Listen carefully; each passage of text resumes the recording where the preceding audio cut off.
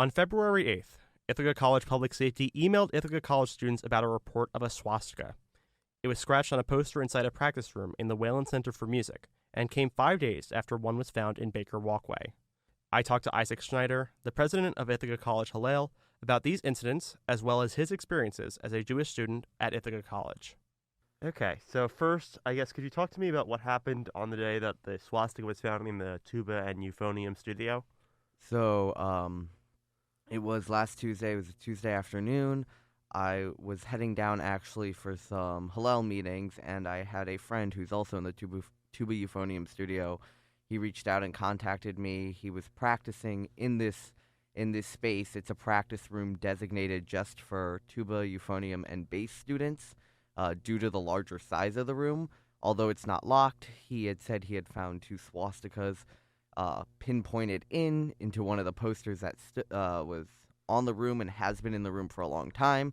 So I went down real quick, grabbed the poster, especially already a bit on high alert since the Thursday before we had found that swastika in the Baker Walkway, which is, of course, connected to Whalen. I grabbed the poster, and, I happened to have two Hillel meetings that night with different agendas, but we kind of just scrapped the agendas and talked about this and filed another police report, which goes through Ithaca City Police Department as well as campus police, and then we also filed a bias report through the college. You said the person said it was there for a while.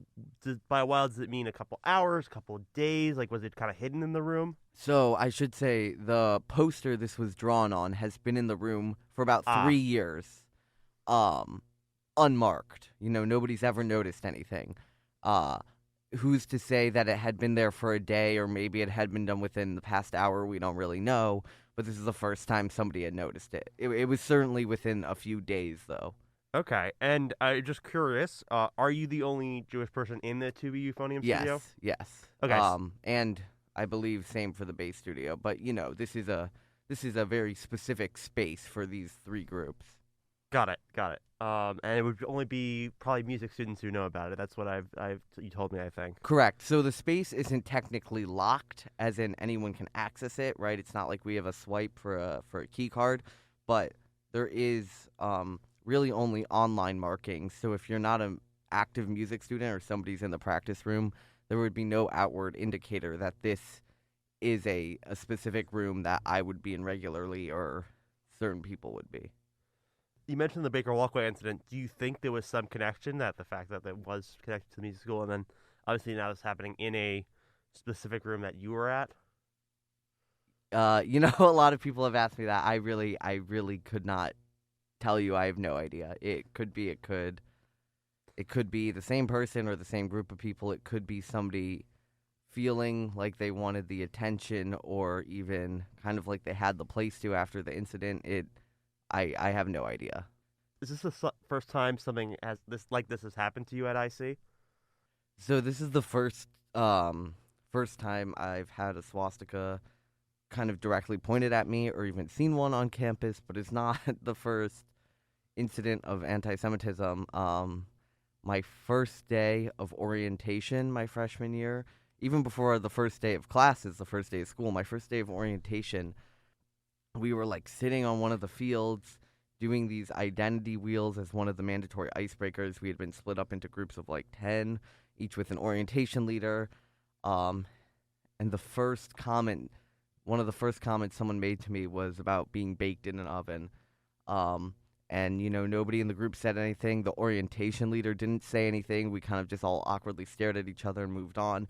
And there were other students in the group who came up to me and apologized after because they had no idea what to do. But that really, in my first day of orientation, kind of set me up a little bit nervously, that even the orientation leader didn't say anything, just kind of laughed awkwardly and moved on.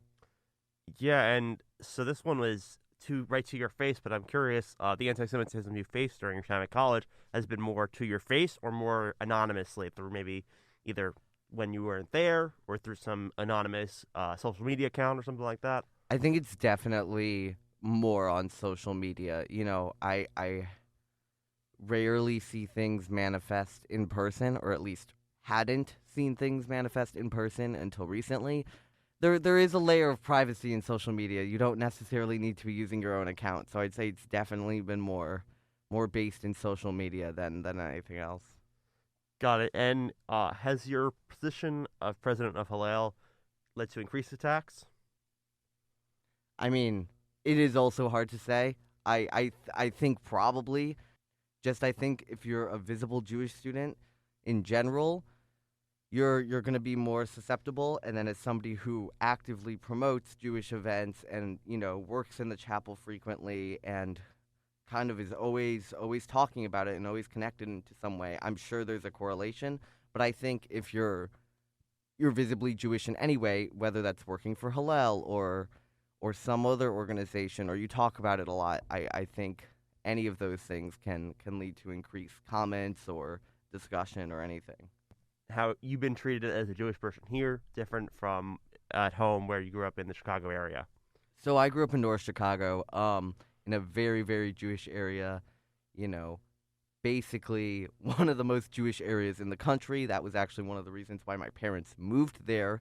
They never had ever stepped foot in Illinois before. So I grew up facing anti-Semitism, yes, but in a different way than at college. And one of the reasons I came to Ithaca College was the Jewish community. I wanted to be able to have a strong Jewish community, but also not have the same exact experience I had at home. So I think I was preparing myself for a little more anti-Semitism in general, just by being honestly anywhere else in the world than my hometown.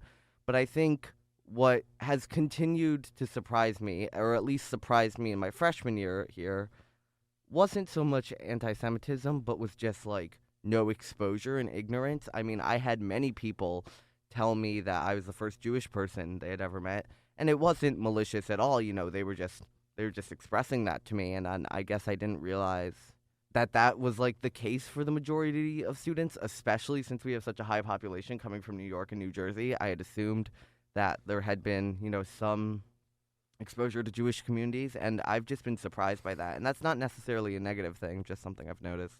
And then, after the incident and even the biker walkway, there was a ton of people sharing Hillel's story, and then obviously yours when you put out a statement. Are you surprised with the support you received after? Yes, and in the best possible way. And it's not that I doubted people would take things seriously. I didn't think people would be so ready to fight for us. And I was a little afraid that it would be dropped within like the 48-hour news cycle. So not only am I like humbled and overwhelmed by the amount of social media support, online support from students, staff, faculty, and the administration, I think that, it's been less than a week, but the fact that people were still reaching out to me over the weekend, that has not been the same in regards to other anti-Semitic events. There is something different here, and I appreciate that, and it gives me, and I think other people in the Jewish community, a little bit of hope that it just wasn't, done by Friday morning.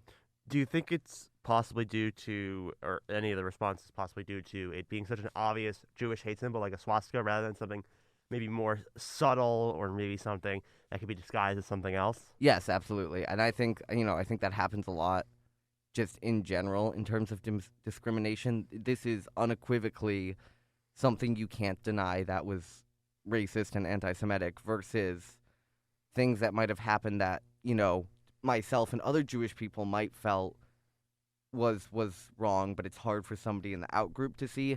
There's no denying it, whatever the intent of it was.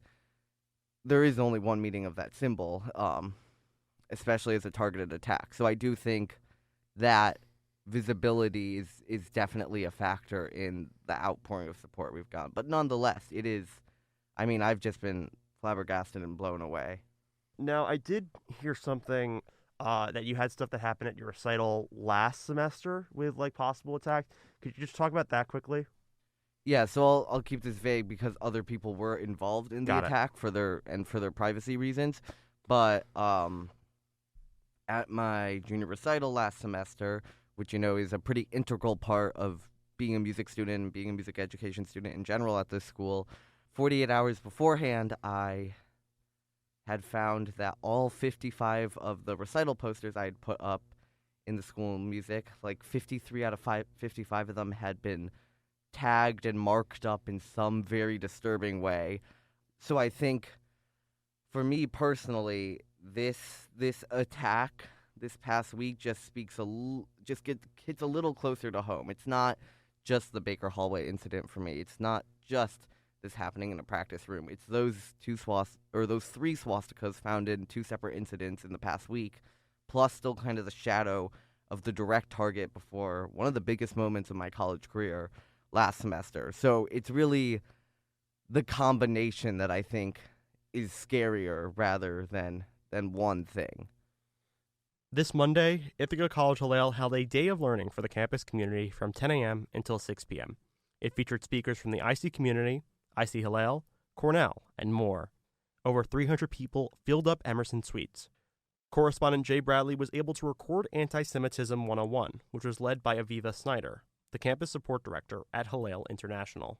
These are some of the anti-Semitic stereotypes we see. We're going to come back to this, so I just want to give you a minute to look at it. Deicide, the murder of God, that goes back thousands of years, where there's a belief that the Jews were responsible for killing Jesus. And linked to that through many millennia, there is this concept of a blood Bible that Jews use the blood of children for things like making matzah. And then these are more like widespread and disparate, which is like disloyalty, that if you're Jewish, you have a lines to the state of Israel, you have a lines to your Jews, and not to the country you live in. The Jews are greedy. That comes from many millennia of Jews not being allowed to hold certain types of jobs, and we were forced into certain kinds of less savory in that context, in that culture, community where, you would be a money lender, or like essentially what we would call a loan shark today. That was the only thing that we could do as Jews. This seemed to be a step in the right direction, but as Isaac acknowledged to me, it is an uphill battle. For WICB News, I'm Michael Memis.